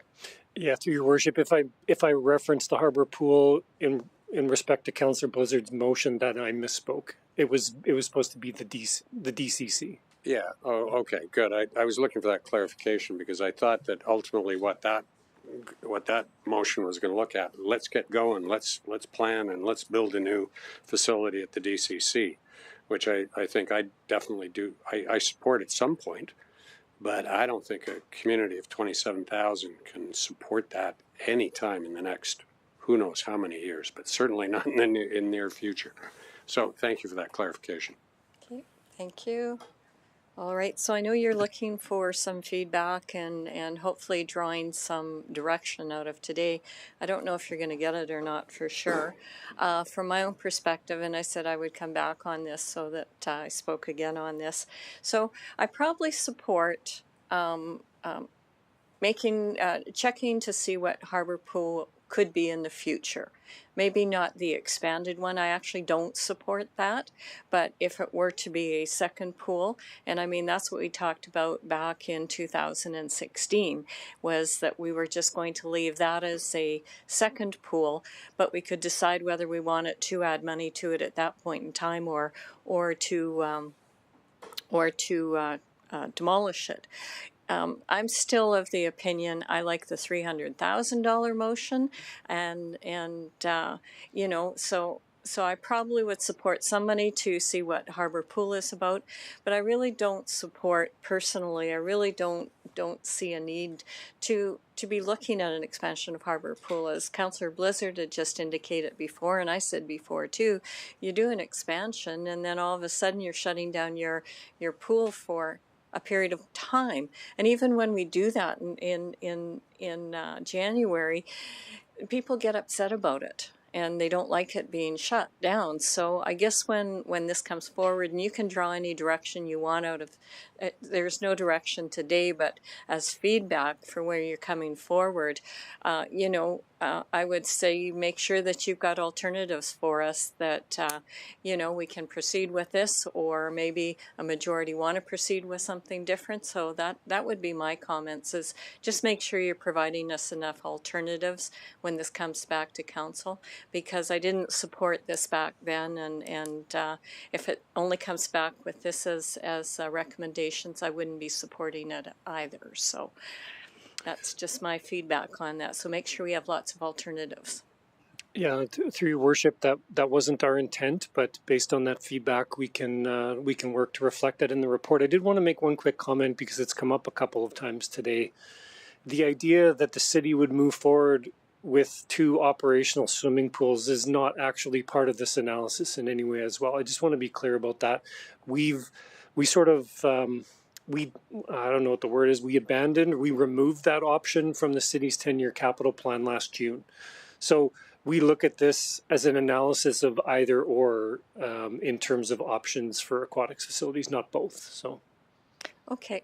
And as I said, I guess I'm saying we look at alternatives, and if that's one that's in there as a third one, that, you know, potentially something goes in for a future, depending on what comes out of the Harbor Pool. I mean, leave the options wide open so that council can have a wholesome discussion about it.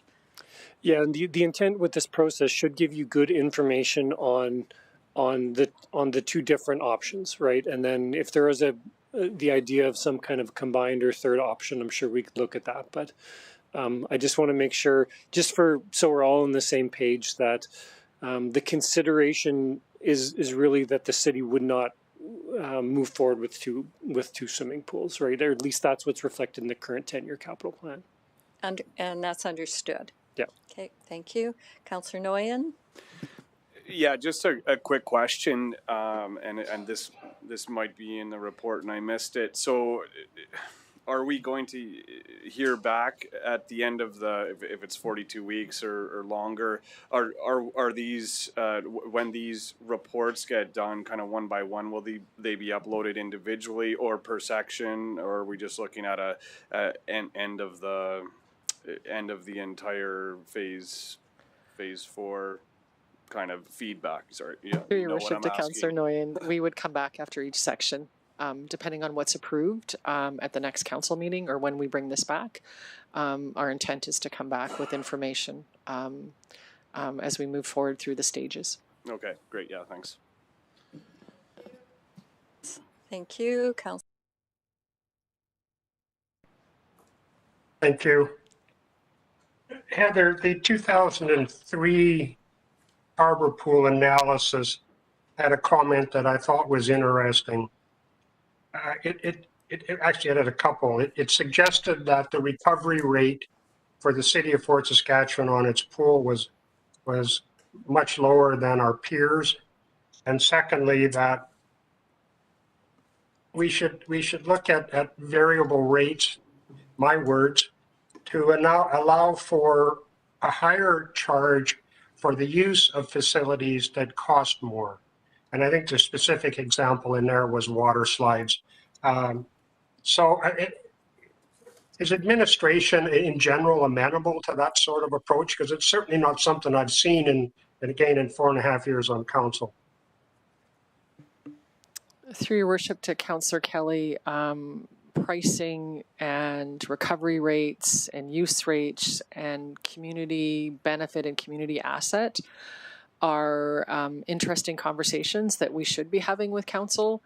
And typically what has happened when these big mega facilities have been introduced is that they've had higher rates, and the community has struggled with those higher rates in some instances, not with all.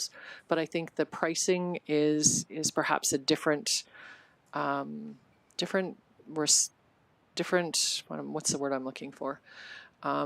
A different kettle of fish to take a look at. Does that make sense? I agree with you, Heather. It's not an easy question, but that gets me back to the goal 16 that I read out earlier, or in my last comments, about doing a proper market assessment, feasibility analysis, and business plan. So before we get to the actual shovel in the ground, we need to have those discussions with our citizens. I think that's obvious. I'll just state it. I don't expect a response. Wanted to talk a little bit about a couple other things that surfaced from my fellow councillors. The $300,000 motion, that was defeated by council. We're in a new program.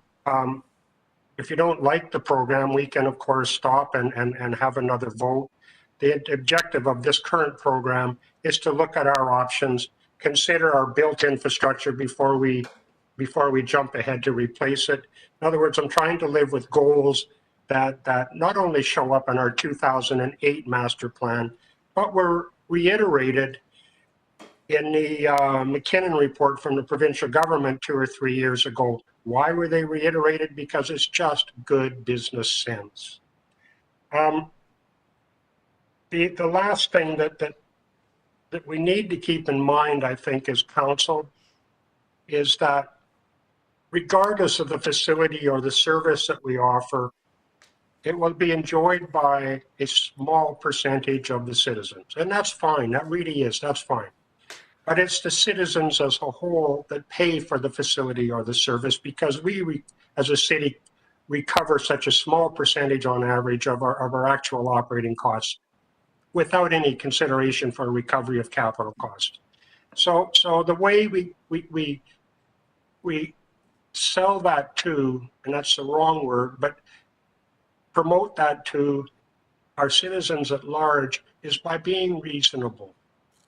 We can't just survey the user groups, obviously. The church choir is always going to think that we need a better pipe organ. I get that. I'm a golfer. I think we need a better golf course. So user groups are a very small part of the decision in my mind on this. And they help design, once we make the decision whether or not it makes sense to have one, when we talk of the community as a whole. And I'd leave it at that, Heather. I do think, and I want to reiterate, I do think this is a good step forward. And I look forward to the continued discussion. I think it will be lively, and I think it will be fruitful over the coming couple of years. Okay, thank you. I have Councillor second. Yeah, the option 3 that there is no option for 2 pools kind of caught me off guard. So I just wanted to ask a little bit more about that. So when we looked at this, I'm going to say 5 years ago, though, and the numbers are going to be off because the numbers have changed, and they're going to change even more if we wait many more years. But so we talked about so I'm just going to bring back roughly numbers I remember. One new large pool was going to cost, and big ballpark, but say 50 million. A new medium pool and keeping the harbor pool, the medium pool was going to cost, and I can't remember, but 34, 32 million. And then renovating the harbor pool, which it's already seen some, I don't know what the difference is. So I was actually at that time saying, we need one pool. This is ridiculous. How can we have 2 pools? The cost of heating, staff, everything else. And I was totally convinced that 2 pools are not going to cost more than 1 pool. From other people convinced me. It wasn't something I inside all of a sudden changed. It was the discussion. So now all of a sudden that's not even on the table. I can't believe that. We need that on the table too. We need to look at how can we, if the harbor pool, if we do this survey and the harbor pool life can be extended for a certain cost, why wouldn't we keep on the table just extending the life and also building a new pool? We need to have that as option 3. So option 1 would be harbor pool expansion. Option 2 would be new pool at the DCC instead of harbor pool. And option 3 would be harbor pool to keep it going, as well as a smaller facility, because then you can have the lessons still at the harbor pool. There's a warm pool. Some of the people that maybe do aquasize can go then in the warm pool or the hot tub and do it. I just can't believe that that's not even on the table. I totally feel that needs to be on the table. So you're looking for feedback? That's mine. Okay, so that's the end of people weighing in. So I'm going to go to Mr. Fleming before I go to you, Ms. Cowie. Mr. Fleming, so do you feel you have enough information to bring a report back? Yeah, through your worship, I didn't hear a lot of feedback with respect to the details within the 3 stages, and the 3 stages seemed to be received fairly well. The feedback seems to have centered more around the overall intent of the process, and that's probably that's a little bit different, little bit more difficult for us to sort of bring back and nail down, especially since some of the feedback didn't necessarily seem to be all going in the same direction. So we'll just have to take this away and digest it, and we'll be back to council in 2 or 3 weeks, and some decisions can be made about how to go forward. Okay, thank you. Okay, I'm not seeing any other comments or feedback, so what I'm going to suggest is a 10-minute comfort break. So it's 3:38, so 3:48, make it 3:50, that we will resume. So we are in recess.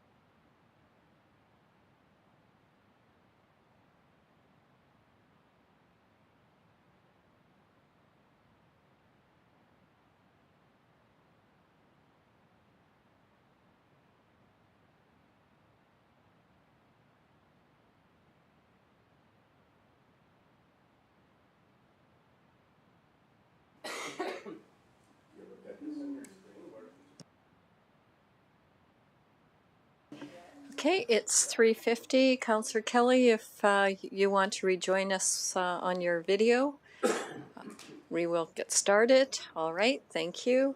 So the next item is the 10-year capital process. So we've got John Dance, who is joining us virtually, Eamon, Grant Schaefer, and Shannon Andruko. So whoever is presenting, go ahead.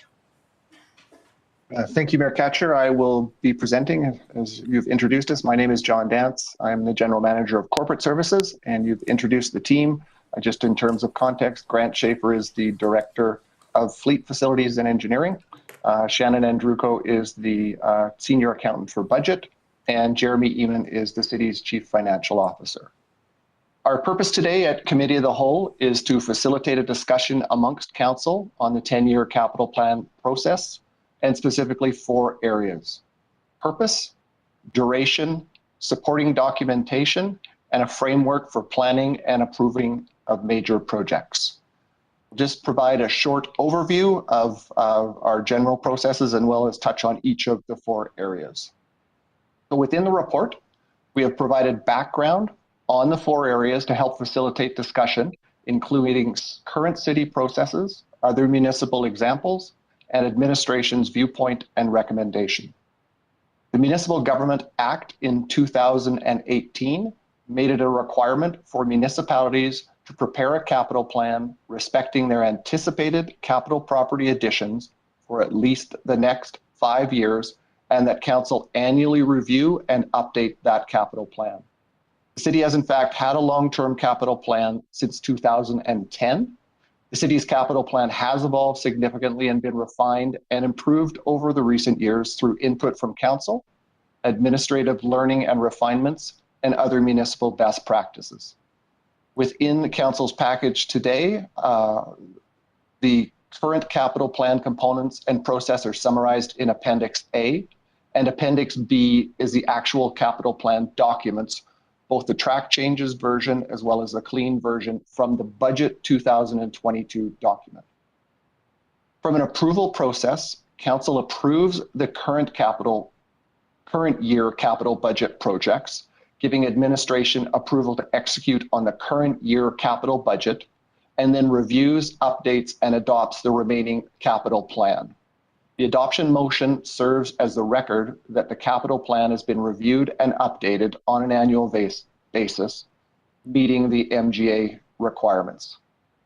Council typically reviews and updates the 10-year capital plan as part of the annual budget process in October and November, and at different points during the year based on circumstances, as was the case in 2021 with the recreation projects and public engagement and the subsequent adjustment by Council of specific recreation projects in the capital plan mid-year.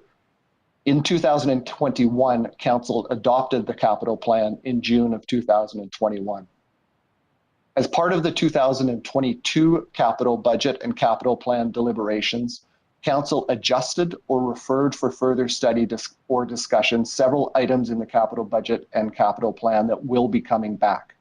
These include Veterans Way, the neighborhood rehab, materials handling and snow dump inclusion, and West River's Edge expansion, West River's Edge study expansion to include a River Valley master plan, as well as the aquatic service levels motion that Council just has been speaking to prior to this item.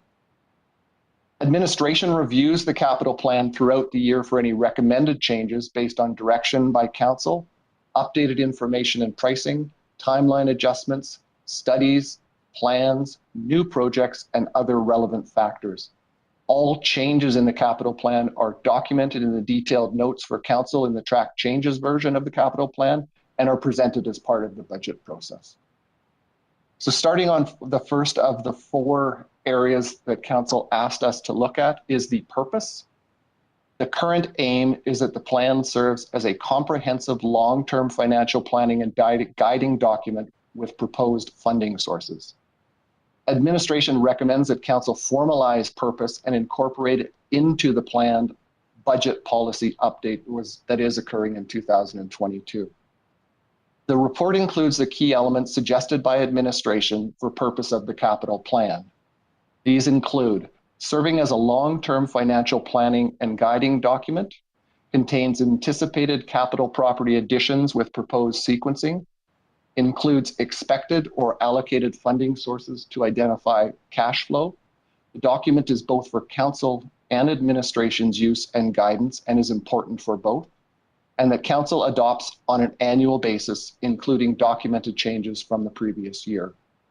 Administration also recommends, as a minor process timeline related item, that council review the capital plan initially in June of each year through a comprehensive presentation by administration on all of the changes and documented updates from the previous year.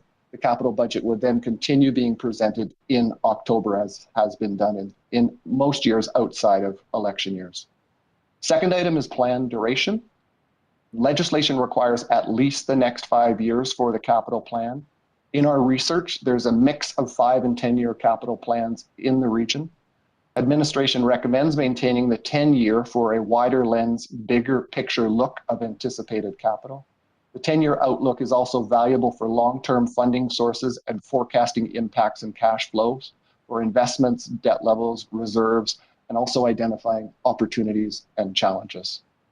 The third area of supporting documentation, the current supporting components, the current key supporting components of the 10-year capital plan process include the note section for year-over-year changes in the track changes version, the alignment to plans and studies and the notes attached to that, the planned use of funding sources and impacts, including debt limits used, based on the city's debt limit percentage, the reserve use and balances remaining, grant funds used, as well as annual capital funds used.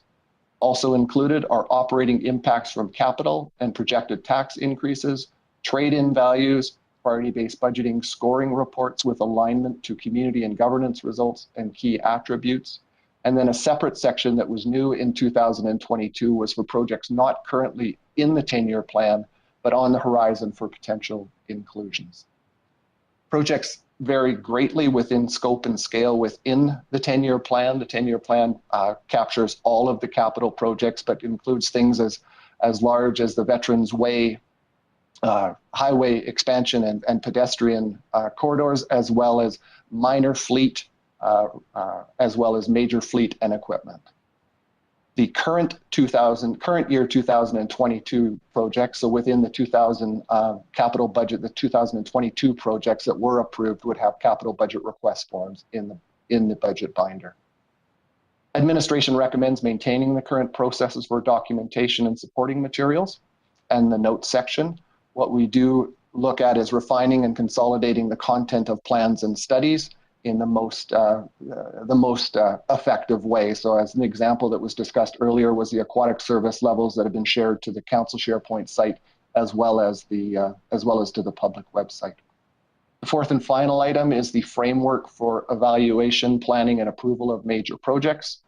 For major, large, more complex projects, administration recommends formalizing within the budget policy, again, a standard process for evaluation, planning, and approval of major projects, and have provided suggested components for a process within the report. These include background and research, including previous planned studies, strategic direction, alignment, including priority-based budgeting, scoring details against key results or key attributes and community results, utilization demands, needs and service level assessment, comparators and regional supply, public input, current facility assessment costing, if applicable, project definition and scoping, interim approvals, conceptual level planning and design, and then cost estimates at level 5 and level 2 based on the size of the projects.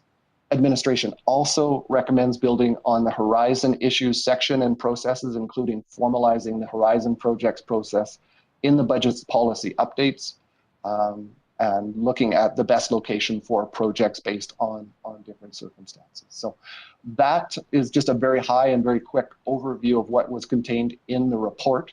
From a process perspective, our intent today is to get feedback from council and to facilitate that discussion on these components.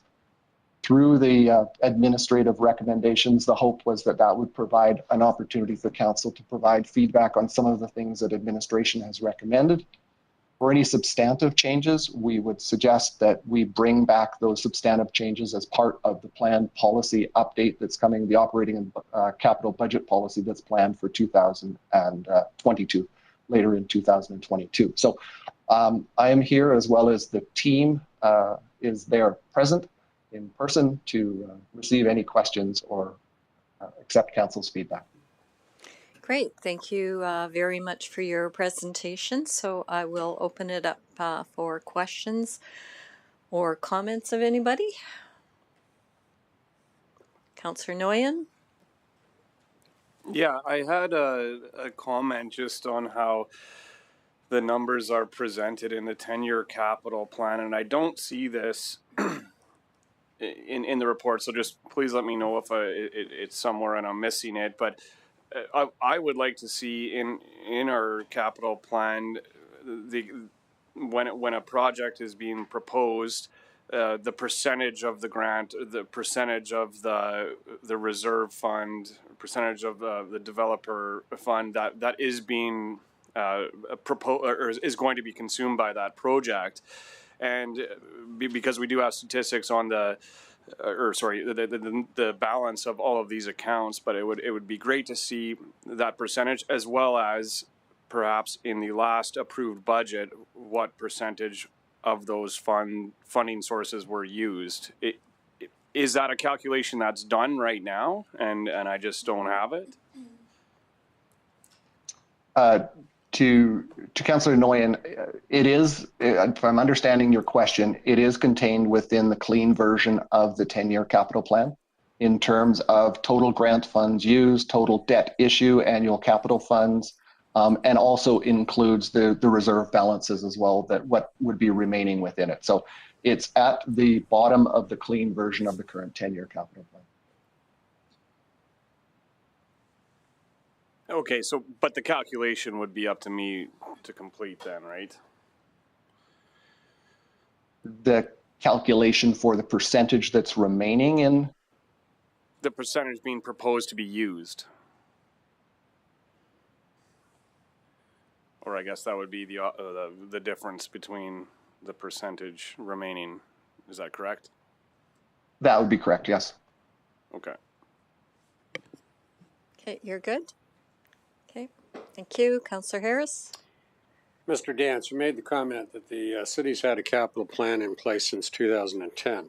I'd like to clarify that the city's had a capital plan in place since the mid-90s. And while it wasn't as comprehensive as what we're looking at today, which I think this is a really good evolutionary step forward, it was still a long-term capital plan that the city had used to make financial decision-making on a go-forward basis. And I think every year the budget process, from my experience, got better, and the capital planning process got better. And with the evolution of the Municipal Government Act and the requirement to have long-range capital plans, and I think with the advent of more sophisticated staffing that the city has, I think our capital planning is getting much better. It's not perfect, but I think this is moving us in the right direction. So I want to thank you for the work that you and your team have done. And as we continue the discussions on capital planning, I think we'll eventually get to that sweet spot where council will make informed decisions with the data and information that we need. So thanks for the work. Okay, thank you. Councillor Batoye? Thank you for your presentation. Just three quick questions. And this is somewhat like a philosophical question.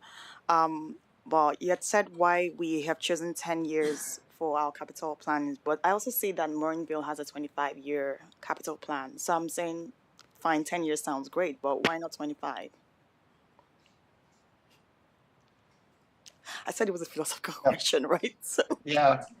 I think it was interesting, actually, Councillor Abatoya. It was an interesting exercise to go through to look at the different regional municipalities and what they've done. It is a mix, as I've said earlier. It's a mix of 5- and 10-year capital plans across the region. Morinville is a bit of an outlier, and what Morinville had done was, they do have a basic 5-year capital plan or a 5-year one, you do group in kind of this in one area the remaining 20 years. So it's not necessarily a true 25-year plan, which would be very difficult to achieve. So it's done in that manner. Okay, thank you. My second question is, so you talked about the current year's 10-year capital plan showing documented changes from the previous year. So I was looking at the 10-year capital, the actual plan, and I'm wondering, where is that captured here? Because I don't see anything referring to 2021.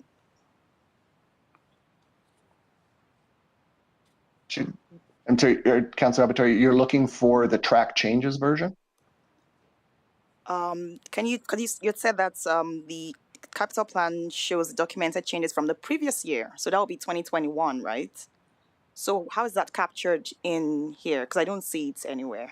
So I'm not sure if it's the track changes or the clean version, but you can just tell me. It would be in, yeah, I'm sorry, it would be in the track changes version. So if you look at the appendix B, which is just an excerpt from the 2022 capital budget, the first 3 pages are the clean version, and then you've got a blank page and you move into a version that has red marks and a lot of red ink on it, as well as all the detailed notes on the bottom. That is the changes from 2021. Those are the documented changes. Okay, thank you. You're good? Okay, thank you. So I'm next on the speaking order. So with this, and I agree with Councillor Harris, we've had a capital plan for years and years and years, because we had one when I was over in Planning and Public Works as well.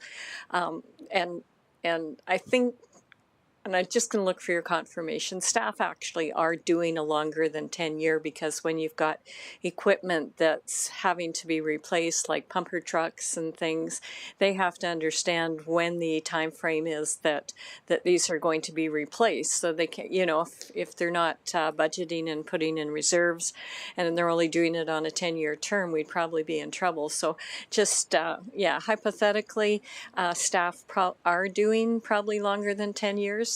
In their spreadsheets? Yeah, yes, through you to Mayor Catcher, yes, that would be the case. And my apologies for 2010. I think when we pulled that information, it was just the furthest that we were able to go back on that scan. So my apologies for that date. That's okay. You got oldies up here that got a lot of institutional knowledge. So the other question that I have is we have our strategic planning session coming up on April 28th, and I would anticipate coming out of that there may be direction for where some of these projects, or if there's new projects, or if there's something that council has something that they want. So I know right now we're talking about a process to get some of the ones that were removed out of the 2022 budget to get them back in somewhere within the capital budget. But how are you going to make provisions for anything that may come out of the strategic planning session? To Mayor Catcher, I think we have that opportunity to definitely discuss this at the 28th of April strategic planning session, and then that session that we have referenced and recommended about a comprehensive review and an update of the 10-year capital plan in June. So I think the process that we've set up in prior years has very much emphasized the current capital year in our presentations probably that we haven't spent enough time in providing verbal information to council on the 10-year capital plan. So that's the intent of the June session as well, with it being in a council meeting for council to look at that 10-year plan and consider any shifts or movements within it at that time as well. And then continuing that conversation into October and November as well. Okay, thank you. And just my feedback would be, it's not an easy task, because we know through every election cycle there's talk and commitments and different projects, and there's only so many dollars that go around. So when you've got some mega projects that may consume a lot of dollars, it's really about being able to figure out where they can fit in and how we're going to fund them. So good job. You guys have been doing a great job up to now. Okay, thank you. Councillor Kelly, you're next. Thank you. And John, thank you for the report. I would agree with your observation and that of Councillor Harris, the 10-year capital plan has seen significant evolution over the last handful of years, as it should.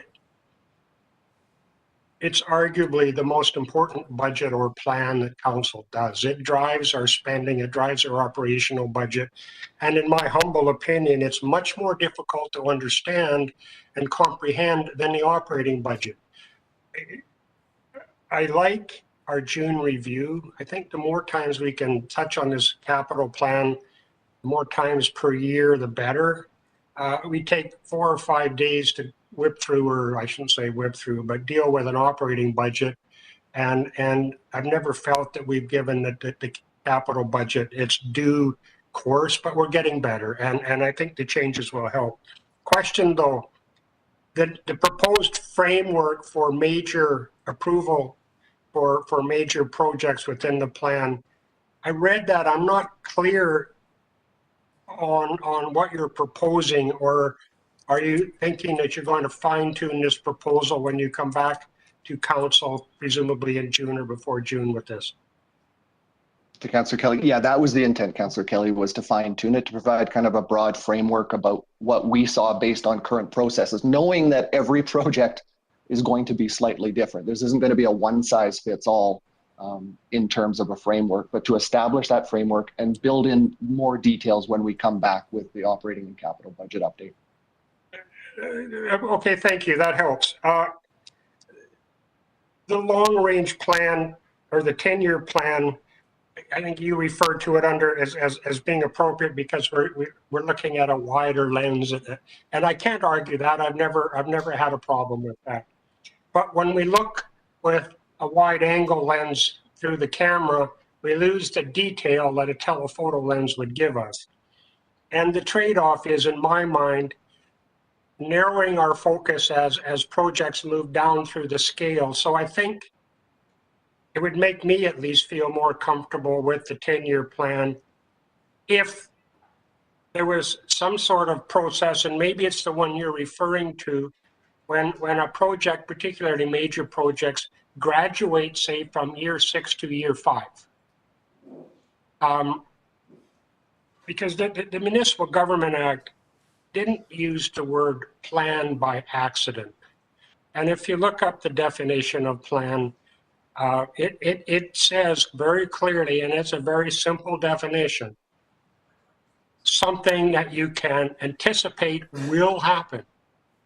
And if we're not taking the steps in a logical fashion, we don't end up with something that we can anticipate. The citizens don't end up with something. Future councils don't end up with something that we can anticipate will happen. So I'd offer that for your thought. If I may continue, Mayor Catcher, I kind of think, and Councillor Noyan, please feel free to correct me if I'm wrong, but I thought when you asked your question, you were looking at specific funding or funding for the funding allocation or the funding formula for specific long-term or specific, pardon me, major projects, as opposed to the summary at the bottom of the 10-year capital plan. And I wonder, John, if your answer might change if I ask that question. You know, Councillor Kelly, maybe if I could refer it to either Shannon or Jeremy just to talk on individual project funding and where that might be reflected. It does get rolled up onto the bottom line in the summary, but just if Shannon or Jeremy could touch on that. And to be clear, significant major projects only. I'm not talking the minor ones, whatever we determine that number to be, the breakpoint to be.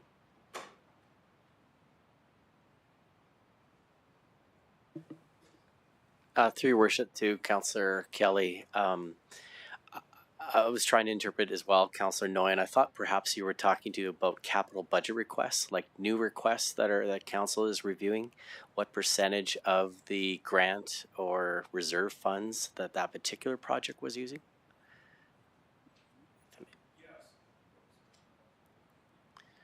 If that is the case, we can take that back. Like, for example, like in a particular project, there's 2 projects that use MSI grant funding that are being considered by council. you were requesting, could we put a percentage of, say, of the MSI grant funds Okay, I've used put by each? Councillor Noyan, I've put you on so you can answer. Yeah, thank you. Yeah, so if as a very short example, so if we have $10 million in a reserve fund and a proposed capital project is $5 million, then it just proposal that 50% of our proposed reserve fund is going to be used for this project. So then we can do the math, and there's 50% that'll be left for future years. I think that would be extremely helpful to see, and I thank Councillor Kelly for clarifying that, because I went back and looked at the last line, and that is a summary of what we have remaining instead of what specific to a project. Yeah, that's certainly something we can take away and reference that for next budget. Yeah, that'd be great. Thanks. Okay, thank you. So Councillor Kelly, did that answer that? Or there's nobody else? Okay, thank you. I appreciate the clarification. I do think I would agree with Councillor Noyan that perhaps for major projects, if more detail were given on anticipated funding sources for those, it might help. And I'll summarize my comments. Again, I think we've made significant progress. I don't want that progress to stop. I did like and appreciate the City of Edmonton, our elephant in the neighborhood, their approach to 3-year budget, although not 5, but 3 with a 10-year horizon. That's kind of what I've been on about for the last 4 years.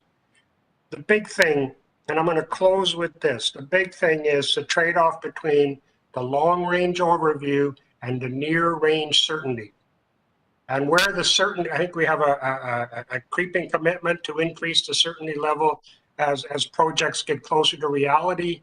I'm going to suggest that because it's supposed to be in the MGA, a 5-year capital plan, that when a project graduates to fall within the first 5 years or the 5 years of the capital plan, that we need to have a better council discussion and perhaps a council vote to advance it into that particular section of the 10-year capital plan. And if we could have that, I think most of my current issues with the 10-year capital plan would be resolved. And again, thank you, John, for your work. Appreciate it. Okay, thank you very much. Oh, okay, Councillor Abatoye. Just a second. Okay. One quick question. So projects on the horizon, so would that be what we have on the document that says capital projects not included in the 10-year capital plan? Is that what that is? To Councillor Abatoye, that's correct, and it's just something we started in 2022 as its first year. So one of the items we're suggesting is just to build upon it and to build some processes into it. So I think there's about 4 or 5 projects listed on that list in the 2022 budget.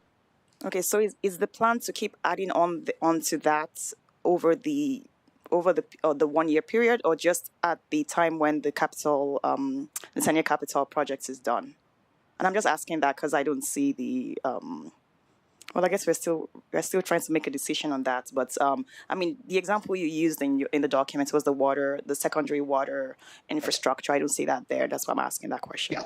Yeah, Councillor Abatoye, really good question, in that the secondary water source is actually within the 10-year capital plan in 2022. Okay. So it isn't on the horizon list. It's actually on there, and it's kind of that bigger question that gets raised is, is it a better place to put something like that on the horizon versus in the 10-year capital plan to start to understand a significant cost and impact to a lot of different things. So it's actually on the plan right now. Excellent. Thank you.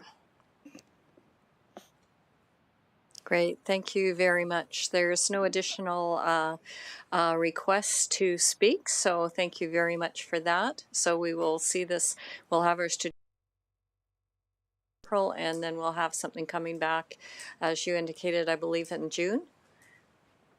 Was it June that? Yeah, that's correct, Mayor Catcher, in June. Yeah. Okay, thank you. So thank you very much. Next item that we have is, are there any councillor inquiries? Okay, not seeing any. Are there, Okay.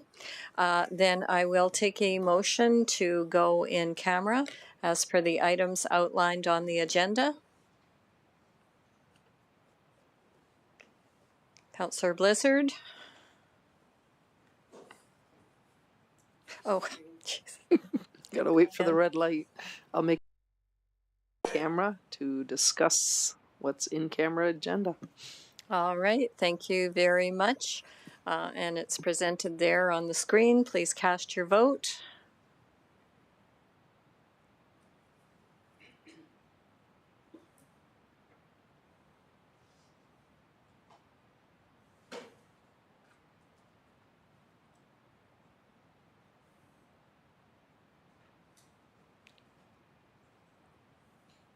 Who are you?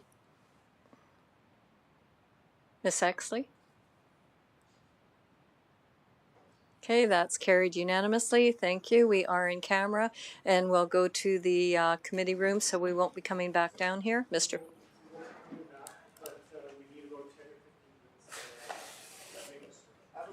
Okay, they'll need more chips up there. Somebody ate all the chips.